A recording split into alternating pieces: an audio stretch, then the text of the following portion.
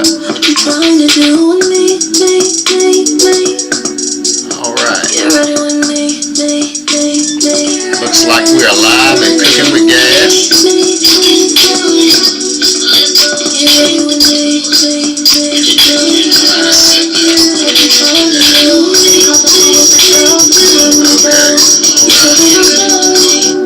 Slide through. What you trying to do with me? All right. How's everybody doing? This is JL, the Anti-Guru, and welcome to Experience the People's podcast. Tonight, guys, I've got a returning guest, Aaron Venable, and as we are going to be discussing the current events in Israel and between Israel and the Hamas, this radical Muslim terrorist group. So I wanted to just do a little back history on it. We all know that early in October, war broke out between Israel and Hamas, the Islamic group that was in control of the Gaza Strip since 2006. And on October 7th, Israel declared war against Hamas. So we're going to be discussing a lot of the ideologies, and hopefully we might even be able to come up with some solutions or to some of these problems. But Aaron is very well versed. We've been researching this stuff all week, and I want to turn it over to him. One thing that I did want to ask you is, these Hamas people, they are a radical group, and I'm asking, wouldn't you agree that it's not the general population of Palestine who hold to these ideologies? Because they seem to be, they're intent on just destroying the state of Israel, which to me is unrealistic. I mean, Israel is one of the, I think they have the fourth largest army in the world, and Hamas is a small group in comparison. I don't think how they think they're going to do it, but these people are dedicated to dying. And with that said, how do you destroy that type of mindset? Because I believe if you kill one, another one will rise up in its place. Like, what was that? Was it the Hydra? You cut one head off, another one pops up. Yeah. So that's a really good place to start. I think that it's a little bit more complicated, and it goes a lot deeper than just Hamas and their ideology. The charter of Hamas, when they were democratically elected by all of the people in Gaza, in their charter, it doesn't just call for the eradication of Israel. It calls for the eradication of all the Jews on the planet. Right. Yeah. Correct. Thank you for correcting. Meaning the slaughter of all Jews. It's genocidal. And it's right out there in the open. Here it is. This is what we're for. And from the land all the way to the sea. The idea is to kill every Jew, and by doing so wipe out the state of Israel. And it has deeper origins. And there's a lot of history in the Quran. And one of the features of Quran is that Muhammad was a warlord. Right. Among other things. And it's a religion of success. Meaning he conquered a region. And one of the regions he conquered was Medina, which was occupied by the Jews. And it's in the Quran, and there's imagery of very savage and brutal treatment of Jews up to that point they kind of considered, I guess, adjacent as other things. Because Islam was where Zoroastrianism was. And the Kaaba stone existed prior to Islam as a religious place. But what is really important to understand about this is that it's not just Hamas that believes in wiping out all Jews. In radical interpretations of Islam, all other religions have to be completely either subjugated or wiped out. And a good example of like the two variants when Islamic countries and I guess it was kind of a caliphate at the time occupied the Iberian Peninsula, which is now Spain and Portugal. And they had continued to push up into parts of France. It was only when Charles Martel was able to push them back, and then later they were living peacefully together, Christians, Jews, and the Muslims. But the Muslims controlled the Iberian Peninsula, and then later there were some kingdoms like Andorra in the north that were more Christian than others, and there was always some conflict, but they were trading, there was peace, and that was one of the highest points in Islam, because that's when science and culture were there. And then it's, it's almost not changed much since then.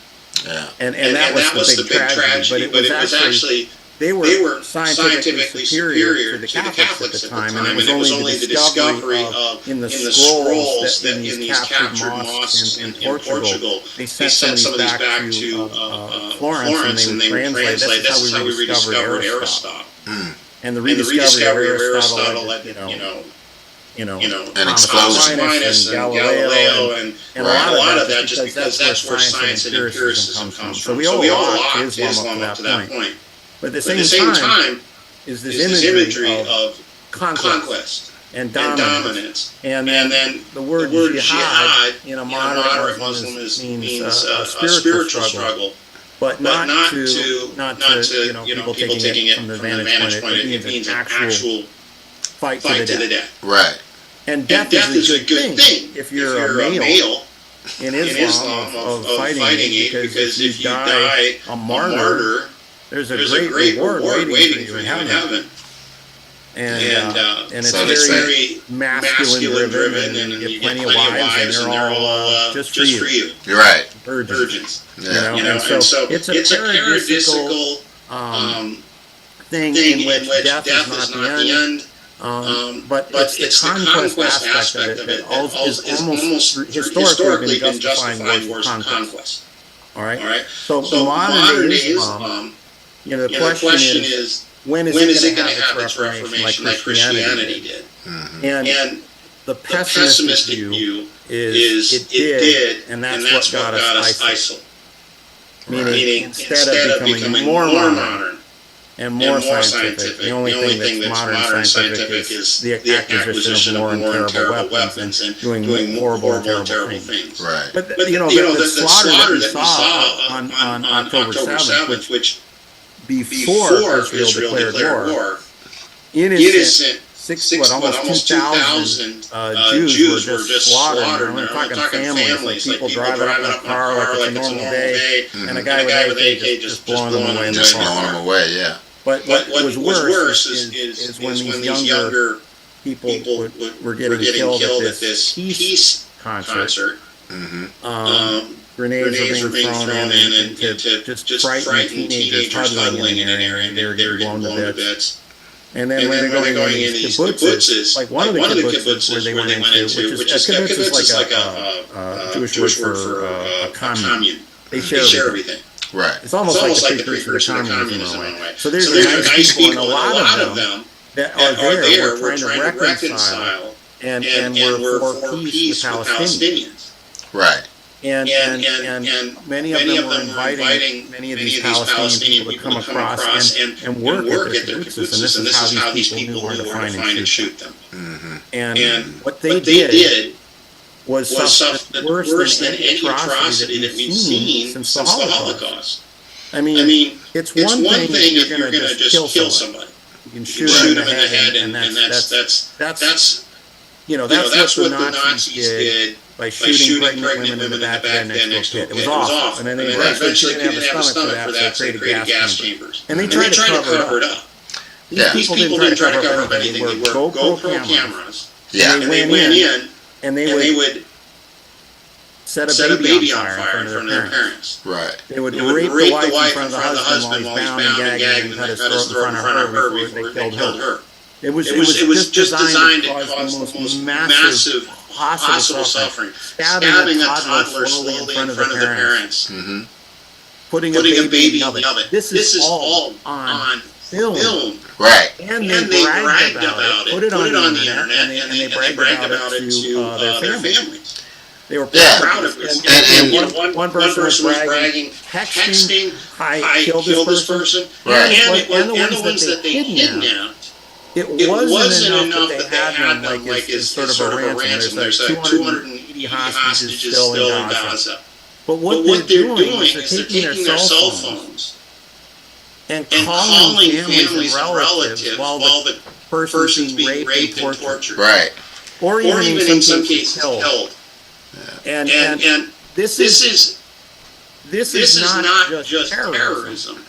The horror of this is something we haven't seen since the Crusades. Yeah. And since the Inquisition, really the stuff that we know about that happened in the Holocaust, we knew from Jewish survivors and the people that escaped. You know, and some of the people that were able to open up, and the rest of the evidence is right there. You can just use stuff. This is all on film. They're not hiding it. They're worse than the Nazis. They're worse than Stalin and the pogroms that took place under the Soviet Union. Right. Lego killed more people than everybody. And maybe we can even say the Great Leap Forward of Mao killed a lot of people. Pol Pot in the killing fields. But even in the killing fields, there was a humane sense of dignity. They tried to kill these people to produce the least amount of suffering. This was done to create the most amount of suffering.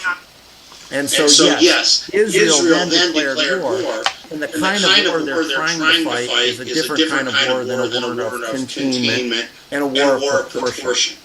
Because if you fight a war of proportion, that means we have to wait until the Palestinians throw a peace party and a peace concert, and then we go and shoot them up, and we come in on gliders and shoot them up, and we kid up their people, and torture their families. And that's just not, Israel doesn't do that. There's not an equivalency, because there are two very different viewpoints of this. Like Jews in Israel have a lot of Arabs that live in Israel. They're the freest Arabs on the planet. Yeah, you know, that's true. You know, when the modern state of Israel was established in 1948, it had a very diverse population. There were Jews, there were Arabs, other ethnic and religious groups, and they lived Christians. Yeah, and they all seem to be able to live peacefully. They all, you know, you're always going to have disagreements among different groups from time to time, but it wasn't like, okay, you know, I like chicken. Well, I don't like chicken. You're dead. It's nothing like that. Well, in that case, it's pork. Right? Well, yeah, pork. I mean, you know, I'm just. They don't know what they're missing. Oh man, I appreciate that. You know, but you know, it just, you know, like I said, when I think about all of these radical groups, because we've had we've had ISIS, we've had what's the other group that everybody was fighting against? I can't remember. It just slipped my mind. But when you have these, and you can even, when you brought up the Crusades, those Christians, in my opinion, they were radical in the same sense, because, and I may be oversimplifying it, but they go and have this war to take back the holy city of Jerusalem, because they feel that they're more entitled to it than Muslims or any other religious group, and they killed thousands, probably hundreds of thousands of people in that conflict. No. I mean, between the Christians and the Islamic Crusades, there was a lot of deaths, and there were several of them. Yeah. And so the Christians had actually taken over a good portion of that region. I mean, it was called Constantinople in Turkey. Right. And that was one of the heart. At one time was the home place of the Catholic Church. Right. You know, so there's been a lot of stuff, and for some reason, people all worshiping the same God can decide to kill every last one of people that believe in him in the wrong or different way. Yeah. You know, and that's the thing. You know, if you want to give some credit, it's not all bad. It's one of the best things that happen, and I think this attack on the Jews was a reaction to the Abraham Accords that got signed under the Trump administration. Jared Kushner did an incredible job in negotiating, and what was never supposed to happen, there were never supposed to be any Arab countries that recognized the state of Israel.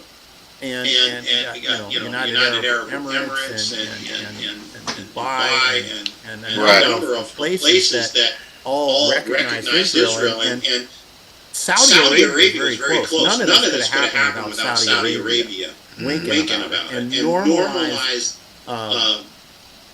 relations were being formed. And the thing, of course, the big cure being capitalism. Capitalism seems to be a good end to racism and cultural differences, because nothing heals more than financial prosperity. No doubt.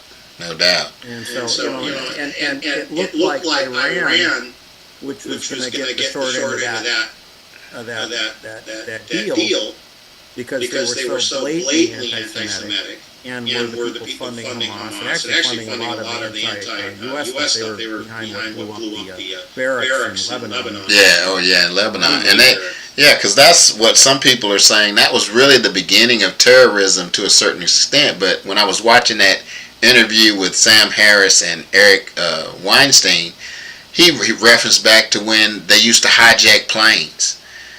So the type of terror has evolved as we've gone along. And when we talk about 9/11, like everyone else, it was a terrible thing. But one thing that I thought about and reasoned in my mind, these groups know that they can't take on a superpower like the United States or UK or the former Soviet Union, so they want to inflict maximum damage and have this shock effect in order to, further their political ideologies, whatever you want to call it. It goes a little bit worse than that. The thing is that the left, the radical left, have united with the radical Islamists. Right. Which is a funny thing because if they all get their way, what will then come is that the radical Islamists will be throwing a lot of the gay, radical left off the buildings, like ISIS was doing. Right. There's like gays for Palestine are useful idiots in the true communist sense of the word, because there's no way they're going to be accepted. They're going to be throwing them off buildings and stoning them if they don't die when they hit the ground. Right. And that's just the thing. And Iran just hangs them. Yeah. They find out you're gay, they hang you from a crane in front of everybody, and it's so medieval, it's stupid. Yeah. But that's the mentality. Like I say, women that support this is astounding. It's like they're so angry about Western white men. But right. Okay. Go to Saudi Arabia then. Go there and be a woman, or go to a predominantly Muslim country. Yeah. And be a woman there. And see how you like that. You can flush it down the toilet. And what your function in society is to have children and be a token of property. Yeah.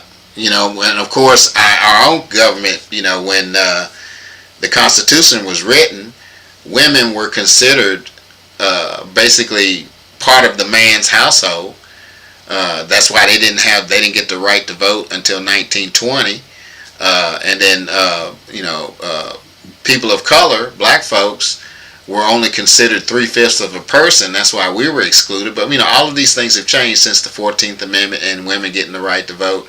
But in a way, both of those were corrected by what was right in the Constitution and yeah. documents. Even the founding fathers who were sexist and slave owners. Yeah. and had a lot of conflict with this. In fact, they were already anti-slavery, anti-racist people like John Adams and Abigail Adams. She was for women's suffrage, and already at that early stage. And many people attribute her phenomenal intelligence, highly influential on John Adams' own writings. I'm sure. He felt that she she could more than hold her own in a discussion. Yeah, my lighting is really bad here, guys. No, I like it. It's okay. It's flashing. Right now. I know it's, but I got to turn these lights a little bit away from my face because. But I think the point you were making that I was trying to make is that it's kind of the philosophy of enemy of my friend. So if I'm Right. a radical communist that is really pissed off at the United States, then you're going to find another method. Well, the method, and this is radical Islamists have taken on this method too, are methodologies that are in cultural Marxism. Mm-hmm. So what happened was, right when Hitler was taking power, there was a group of thinkers, philosophers that lived in Frankfurt, Germany. It's called the Frankfurt School. And they were communists that were very disappointed and concerned that There we go. why is it that the People's Revolution took place in feudal agrarian St. Petersburg and not in London or New York or Chicago? Mm-hmm. That's where capitalism was, and Marx considered capitalism the great evil. And so they were going back to the writings of Marx, and they were going Das Kapital, they were going in his pre-stuff, they were going through everything. Engels, they were even going back to Feuerbach, that influenced the writings of Hegel. So they went way back, and they Max Horkheimer was one of the founders of it, was really discouraged and kind of felt that, you know what? Maybe the reason is Marx is wrong. That this sense of revolutionary zeal, this sense of oppression that the bourgeoisie is putting on the proletariat is not felt. Mainly because in the United States especially, capitalism works so well that even working class man could have a really good life and live on. And actually, what's funny is one of the other Frankfurt guys is actually a classical composer by the name of Theodor Adorno. He wrote actually a really nice string quartet, by the way. I'm my degree in music, so Right. hats off to Adorno's music. But his political philosophy on the subject when it came to Marxism, he actually blamed the lack of a communist revolution taking place in the United States on jazz. Because he believed that jazz made people happy in their suffering and contented in their stuff. As long as they could listen to the blues or jazz when things were bad, that was it. He thought it was terrible. And had to get rid of jazz. Right. But it was irrationalized. And then the third person that came over was a guy named Herbert Marcuse. He's the most important person. And he explained how all of this kind of got together. Because he was heavily influential on critical theory coming into the black community in the United States. So when he was teaching at American universities, his most famous doctoral student was Angela Davis. Right. And a lot of the modern thinkers like Ibram Kendi or Robin DiAngelo, Bill Hooks, and everybody are going to be quoting mostly, Angela Davis. Some of them still know that the source of these ideas actually came from Herbert Marcuse. And in it, he came up with this idea that somehow there is. He wrote a paper called Repressive Tolerance. And in it, he talked about. And he used an analogy. It's like, he had escaped Hitler, and he's like, listen, if another Hitler came along, we all like free speech and everything, but right. Would you let Hitler give a speech if you knew it was Hitler? Well, no. No. However, in this country, he can do that. You would deny free speech. Yeah. So that thinking of repressive tolerance, which was that we'll tolerate only crime if it's on the left. Mm-hmm. If it's on the right, we're going to be intolerant. Right. And there was another thinker, Jason Marcuse, that influenced that was led to believe that any form of nationalism and any form of conservatism is equivalent of Nazism and Hitler. Yeah. But isn't So you notice, like when people got nuts over Trump, they always compared him to Hitler. They called him a white nationalist or a Christian nationalist, and they were trying to put colonialism and fascism together. So Right. Antifa, a lot of the violence, you see Black Lives Matter got adjacent to this. Well, the whole everything on the extreme left is kind of united, and so against the oppressed and the oppressor. Now, when it's applied to Judaism, there's a big problem. Not all Jews are white.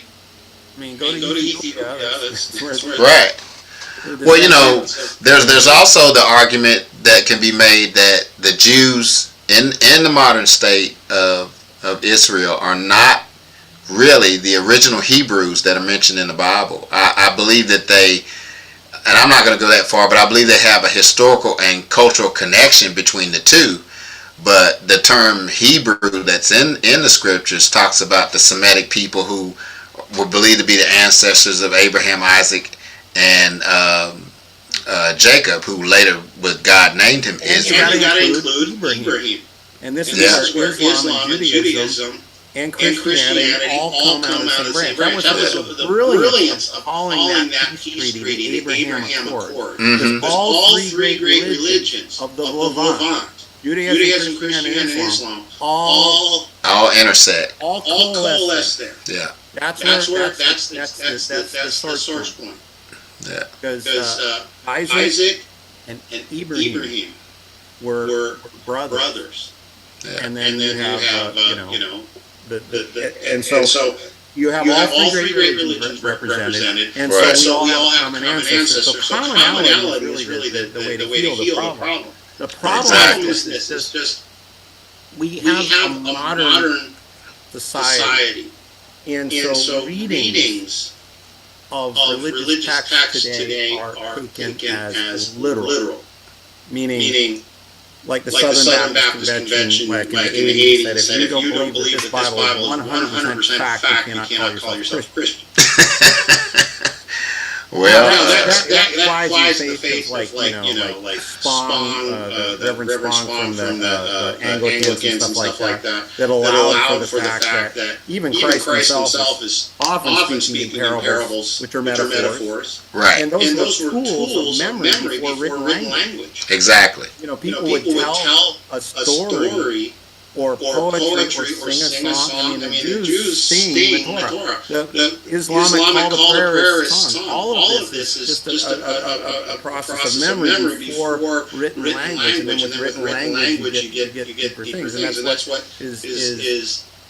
I mean, our three religions are the ones that created modern society. All of the origin is there, and yet the solutions of modern society seem unable to penetrate the bigotry that's in here, and in fact it made it worse. And that's why I wanted to talk about this, how critical theory, social justice, really right?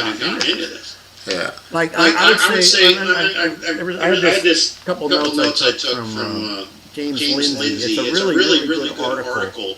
You can go to newdiscourses.com, and you can just put in Israel, and it'll pop up as one of the articles.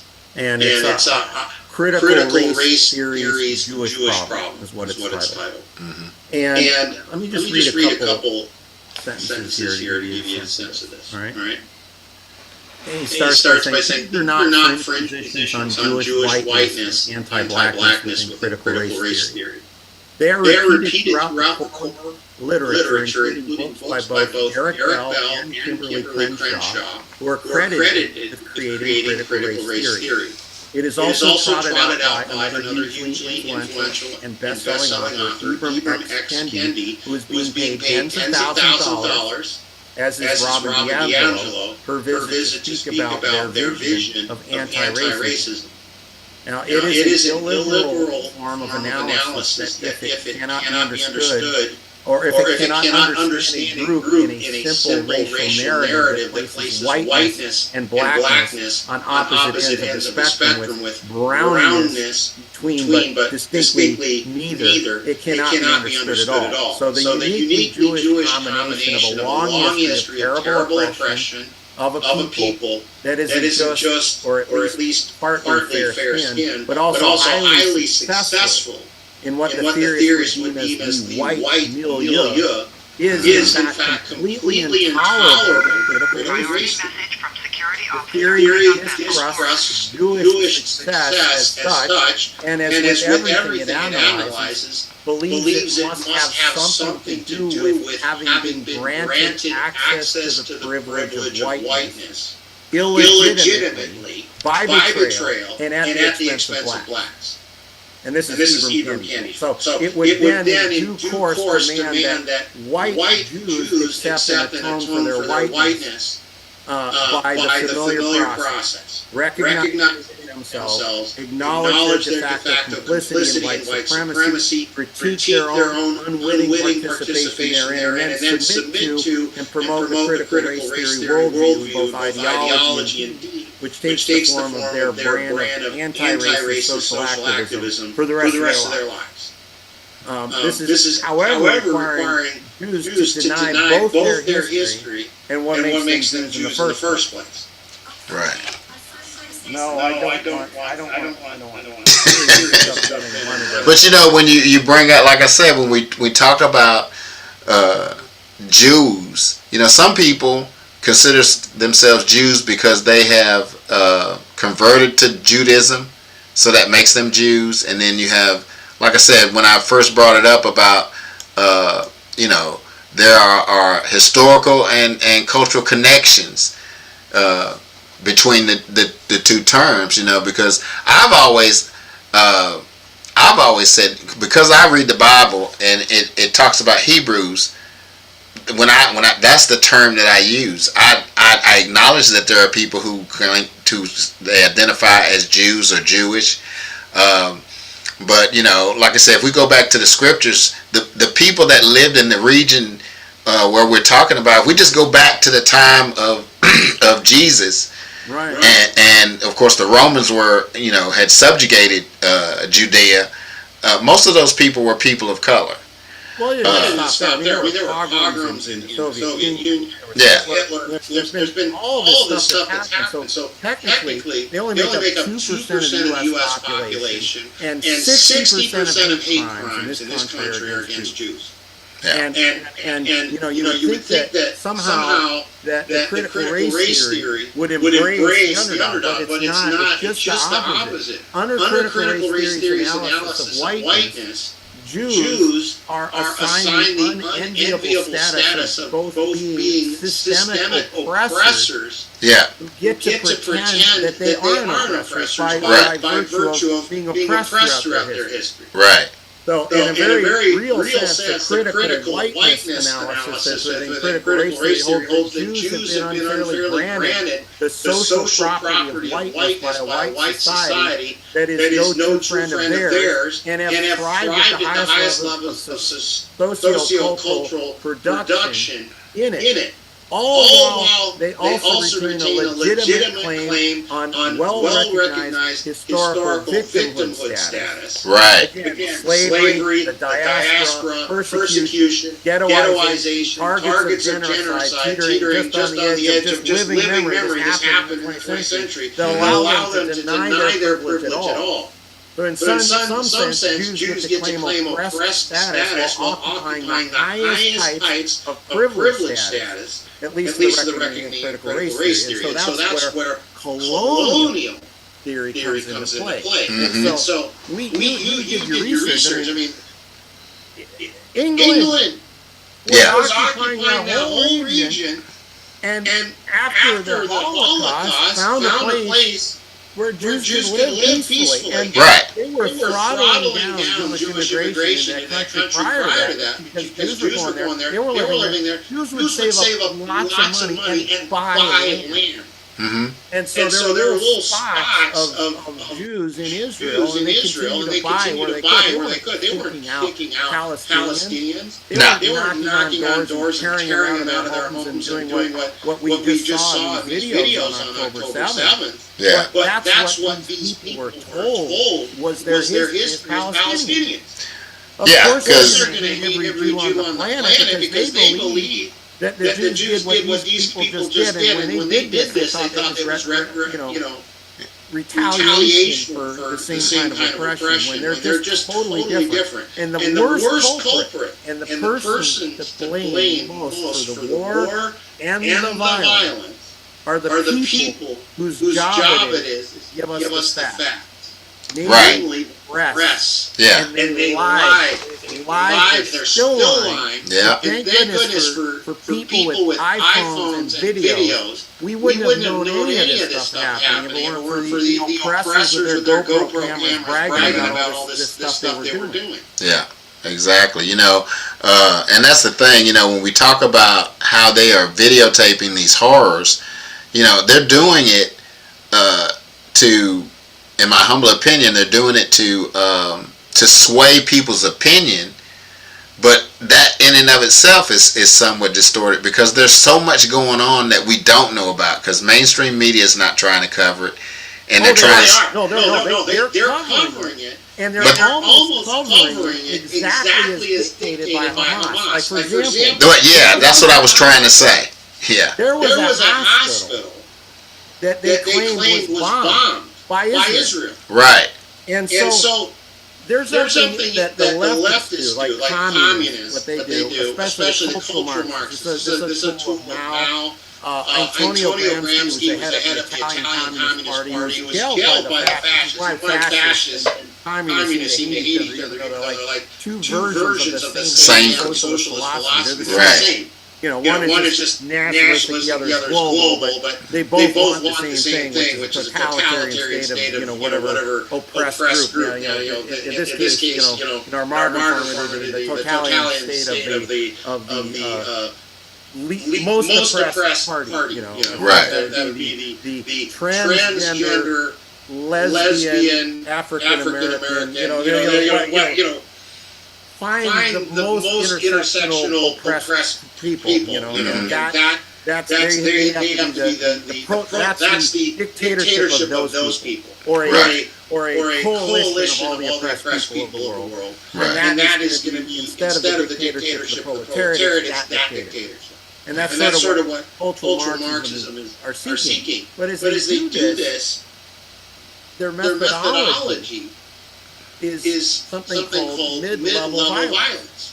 Meaning, my objective, if I'm going to commit mid-level violence to you, is your reaction. My objective is to get you so pissed off you punch me in the face while they're filming it, and then you're the bad guy. Yeah, exactly. And on a larger scale, that's essentially what Hamas has done. They slaughtered these people, so there was no question Israel was going to come in. You just prodded a bear in the nuts, man. That thing's going to come and maul you. That's right. So Israel's going to come in and maul them. They're there with their cameras. In fact, they were even going to, shoot their own stuff and kill their own people in an effort to blame it on the terrible Israelis and having no restraint. And everyone's talking about, we don't want collective retribution. Right. The big irony of that, Dale? What's that? If you look at trouble sessions and you look at Ibram X. Kendi's solution to discrimination, it is collective punishment forever. Mm-hmm. Because he says the only remedy for discrimination is more discrimination. Yeah, which is absurd. Well, no. It's collectivist, which means it's Marxist in its origin. Right. You see, Martin Luther King Jr. was a capitalist and believed in individual responsibility. And that's why the goal of colorblindness that was so important to the civil rights era and important in the message of Dr. Martin Luther King was that my children can marry your children. Right. And they can play together. And you know what? We're the same species. Exactly. We are the same people. And it's geography that created my pigment and your pigment. That's it. We're the same. We have the same. We're Homo sapiens. Yeah. And you have a soaring intellect. And you have a deep curiosity about the world, and so do I. Right. And we have a shared reality, and the only people that are really benefiting from this collectivist thing are its leaders. Yeah. I mean, and if you follow the money, they're all corrupt. They're just all a grift. Yeah. And the only way to get people all stirred up like this is you control the language, control information. And so Mario Gramsci wrote about the Cultural Revolution. He saw the big march through the institutions, and they are the family. You have to destroy the family. You have to destroy entertainment. You have to destroy the university. You have to destroy the press. And then you have to destroy the government. Yeah. And if you put that in the framework, you can see why I don't vote Democrat anymore. Because I feel like that what I just described is precisely the agenda of the Democrat Party. Yeah, and I was Democrat once. But they kicked me out because I still believe in individual rights, individual values, and judging a person by their character, not by the color of their skin. Exactly. And we've moved so far from that. I my whole take on the government, I'm not political. I don't hold to any political party. Like we talked about before, I believe, or at least the solution to most, not just black people, but poor people, because it's not, there is a race thing going on, but I think now it's switched from not just race, but class. And it's the rich against the poor. You're right. And you know what's brilliant about that? And this is the big problem with race theory and identity politics. It's a multivariate problem. I mean, if you really get into all of the ingredients of it, why somebody is successful and why it isn't, we're not equal when it comes to our intelligence. We're not equal in our level of ambition. Yeah. We're not equal in our level of risk tolerance. Hold on just a second. No problem. Or I could keep talking to the audience. I'll be ready to go in a little bit. I was going to say risk tolerance. Sorry about that. That was my son. We're not equal in our creativity. Yeah. We're not equal in our luck. Right, exactly. exactly. So many factors involved that to isolate one to just race might make up 4 or 5%. No, I mean, it not be 100%. And when there's inequality of outcome, the critical race theory would say it's only because of race, and that's not true. I'm from a real white trash part of Ohio. There's some poor people there. I'll take any of my black friends there and say, you want to live with them? Right. You want to live like that? Nobody would take that. Yeah, but we could say that same thing about, taking some white folks. Because there are people, like I say, even with, I do believe in some systemic racism. There are white people in this country who, if you ask them, would they want to live as a black person, they're going to say no. I would. Yeah, and based on whatever they think how black people live. I went through a whole fetish where I was into dating black women. Many of them were repulsed by my white skin, which was a handsome black man. No, I have a lot of really close black friends, and having been in interracial relationships before, I would happily be black. I think it's pretty cool. Well, you can say that. You can say that on the outside looking in. But Aaron, listen. I have really grown to love a lot of my, the culture of black people, friends that I hang with, and really close to them. I think we do have a very rich culture. I think most ethnic groups have a rich culture of some type, and that's one of the things we need to be able to experience and appreciate the differences. Because, like you said at the beginning, at the end of the day, we're all just human beings. We want some of the same things, especially in this country. We want great things. We want our children to live a great life. We want to work and work with dignity. We want to retire and enjoy the good life. I don't think there's any American in this country, no matter what their race, wouldn't want some of those things, if not all of them. But listen, yeah, that's the solution. Yeah, that's the solution. We are all the same in this sense, and that we're all humans. We bleed the same blood that's red. Yeah. There's always going to be inequality of some type. Yeah, some type. Intelligence, work ethic, talent. Yeah. There's always going to be problems with that. But so it's desirable to have as equal an opportunity for everyone is impossible. Yeah. But the one place everyone must be treated equal is through justice. Yeah. And that's what our problem is right now through the Herbert Marcuse approach to repressive tolerance. There's unequal justice right now. Yeah, and you know what?